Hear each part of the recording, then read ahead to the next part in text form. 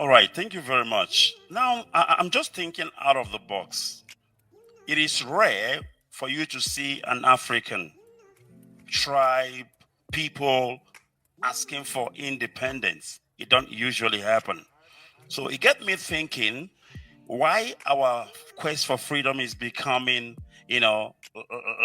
like a bit of difficult. Because in their mind, they're like, who the hell do you think you are asking for your freedom? Do you understand? To them, you don't have to. You know the mindset of slavery and what have you. And now look at this African asking for freedom. Is it a question of, colonial supremacy because Britain allowed Scotland opportunity for a referendum? But when it comes to Biafra, referendum becomes an abominable word. Who told you to say that? You know? But Scotland will have a referendum very quietly. Even Britain will be clapping for them as they go into the polls for their referendum. But when it comes to Biafra, what is it? What is the problem? I need to understand. Why is our quest for referendum more like we are asking for war? Or maybe we are not qualified as a human to ask for referendum.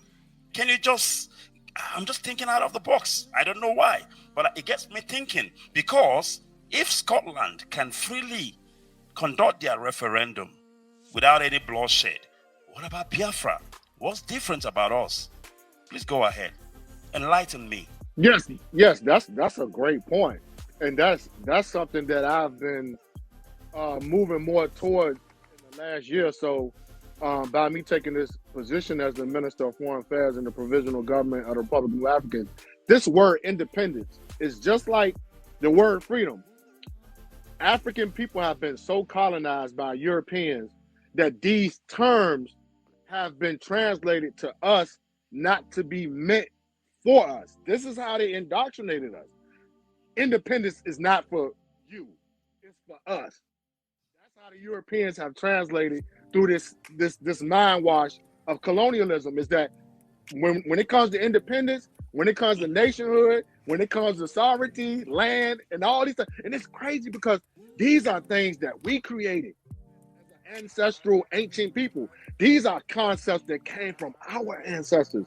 But it's not crazy. It's strategic warfare on how the Europeans took these terminologies and twisted them around to make African people fear these terminologies, and to make African people like, no, you can't fight for that. That's not for you.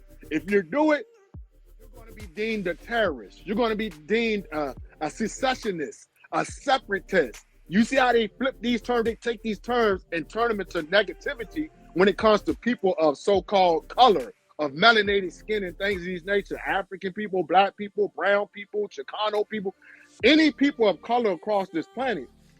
When it comes to referendums, plebiscites, political terminologies, and things of these nature, the white man has colonized our people, unfortunately, to fear these terminologies. It's the fear.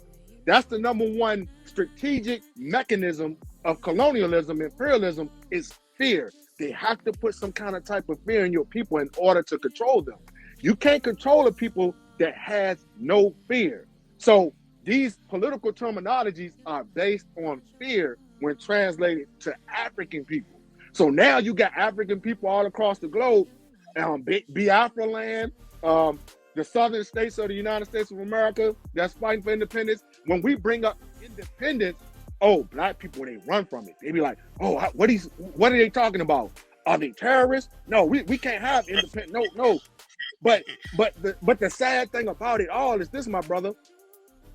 They're only taught one side of the history, one narrative of our history. They don't realize the other side of our history of freedom fighters, of people who died for freedom, people who fought against oppressors, people who fought against invaders. They don't want to learn about that history. They run from it. They don't want to teach their kids about it. They don't want to teach their families about it. And that's why we are at this standstill, whether on the continent or the African diaspora, because so many Africans in the world are so colonized. So if we can liberate these people to understand that, no, independence It's something that you and your ancestors, this is a birthright. Brothers and sisters, this is your birthright. This is our blood right. We came into existence this way. It's a term that I use. We are nationalistic by nature because this is a birthright. This is something that we brought into existence. The white man got all these terms from our ancestors. So why do you fear it?